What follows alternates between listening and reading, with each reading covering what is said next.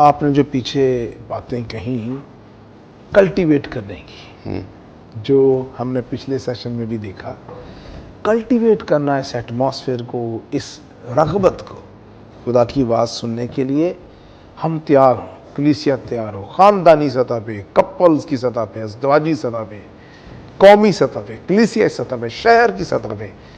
ये भी एक बड़ा इंपॉर्टेंट है कि क्यों प्रॉफिट्स मिसिंग हैं, नहीं नज़र आते, क्योंकि वो कल्टीवेट, वो उसकी नशोनुमा नहीं की गई इस कल्चर की, चर्च में सुनने की, जी जी, इंतज़ार करने की, सुनने की। और एक बड़ी दिलचस्प बात मेरे ज़हन में आ रही है, वो फास्ट में ज़रूर ज़रूर सर। यूहन्ना रसूल जब रूह में उठाया गया तो एक ऐसी जगह आती है जहाँ पे लिखा है कि उसने इरादा किया कि वो तहरीर करे और खुदा ने करना ही करना। नहीं करना। ये बातें पोशीदा रख ली। आप देख रहे हैं स्पिरिचुअल इतने एक्सपीरियंसेस के बीच में भी इंसान थोड़ा हट रहा है और उसको गाइडेंस की ज़रूरत है। इतनी सेंसिटिविटी चाहिए कि 24 घंटे कैसे पाकू, क्योंकि हम आसानी से अपने तजर्बे में सोचा पहले नहीं सर हो रहा है भी ले लो, तो नहीं हाँ नहीं लिखनी।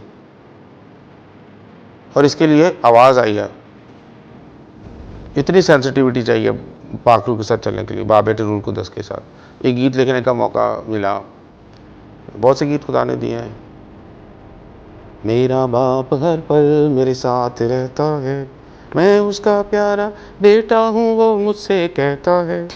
मेरा बाप हर पल मेरे साथ रहता है।